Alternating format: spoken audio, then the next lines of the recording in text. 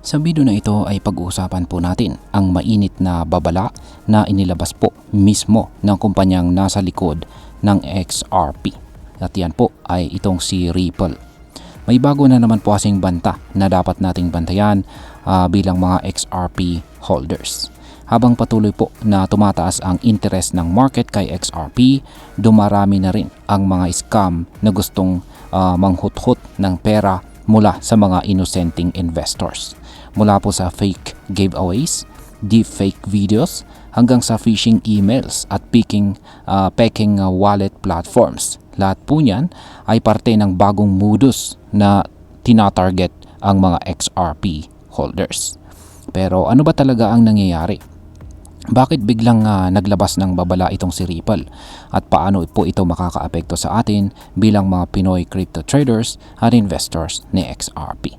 Kaya yan po ang siyang ating aalamin sa video na ito. Pero bago po tayo magpatuloy ay pakibasa na lamang po muna ang disclaimer dito sa ibaba ng ating screen. Yan, naglabas po ng opisyal na babala ang Ripple sa kanilang X account. Dating Twitter po ito. Ito po ay tungkol sa patuloy na pagtaas ng mga crypto scams kung saan ay tinatarget po ang mga XRP holders. Ayon po kay Ripple ay tumataas ang bilang ng mga kaso kung saan ay ginagaya ang mga opisyal ng kanilang kumpanya gaya po ni Ginoong Brad Garlinghouse gamit ang deep fake technology. Gumagawa ng mga video at saka post na mukhang totoo pero peke pala. Karaniwan sa mga ito ay nangangako ng double returns kung magpapadala ka ng XRP sa isang wallet. At dahil ang mga scam na ito ay ginagamit na ang artificial intelligence, mas mukhang legit na ang kanilang mga video at saka mensahe. Kaya kahit ang mga veteranong trader ay pwedeng malinlang kung hindi magiging maingat. Ngayon is anong klaseng mga scam ang kumakalat ngayon kay XRP? Una po sa listahan ay ang tinatawag pong fake na giveaways.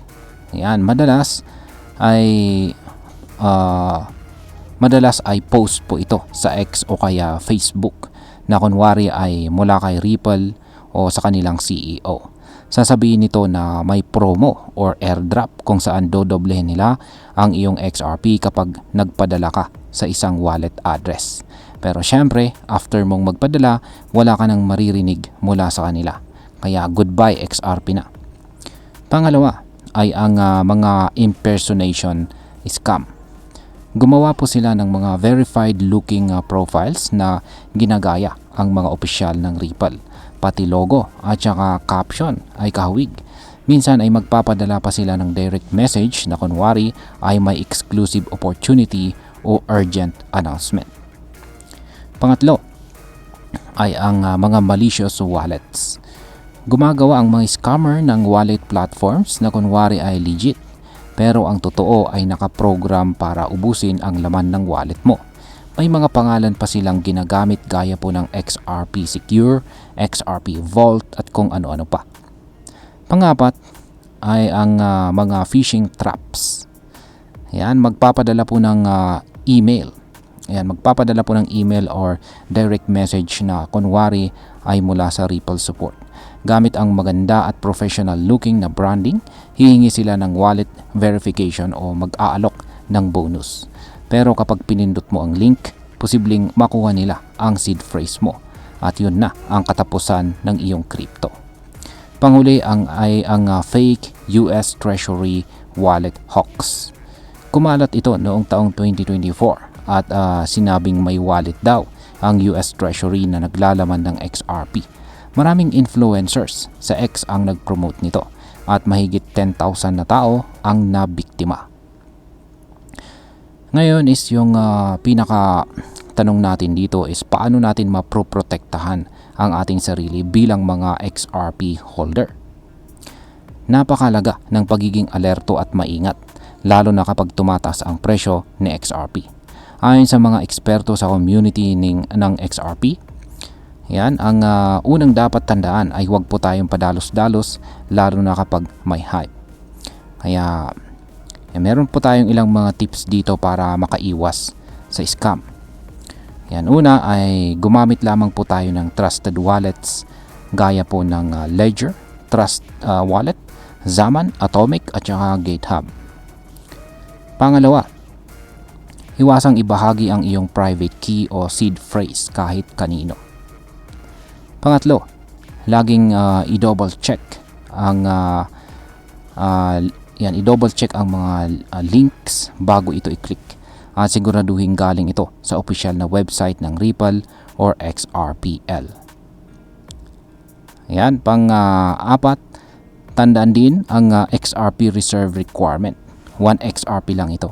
Kapag may service na humihingi po ng 10 XRP para ma-activate ang wallet mo, scam na yan. At ang panghuli ay huwag pong magpadala ng XRP para makakuha ng mas maraming XRP pabalik. Tandaan, wala pong legit na promo na nangangailangan ng ganyang setup. Ngayon is ano po ang koneksyon ng scam na ito sa Coinbase hack? Kasabay ng babalang ito mula kay Ripple, may nangyayaring security breach.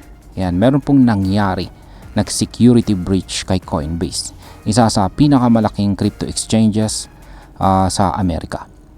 Ayon po sa ulat ay may insider or contractor mula sa India ang tumanggap ng bayad para bigyan ng access ang mga hackers sa confidential user data.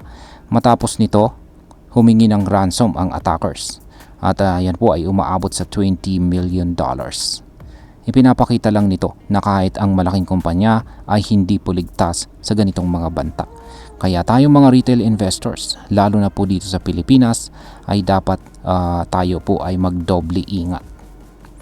Ngayon is ano po ang posibleng maging epekto nito para sa atin bilang mga Pinoy crypto traders at investors. Lalong particular po sa mga yan, hindi lamang po sa mga interesado rito kay XRP kundi para sa lahat na crypto enthusiast. Ayan, tayo ay isa po sa pinaka-vulnerable sa ganitong mga scam, lalo na kung umaasa talaga tayo sa mga promo or quick gains or mabilisang kita. Ang dami po sa atin ang umaasang yumaman agad sa crypto. Kaya kapag may nag-alok ng double return or exclusive airdrop, napapaisip agad po tayo. Ang epekto nito ay hindi lang financial. Maaring mawalan po tayo ng tiwala sa buong crypto ecosystem. Pwede rin nitong pababain ang reputasyon ni XRP kahit hindi naman siya ang may kasalanan. Mabigat din po ang epekto sa mga bagong investors. Isipin mo, magsisimula pa lang sila. Tapos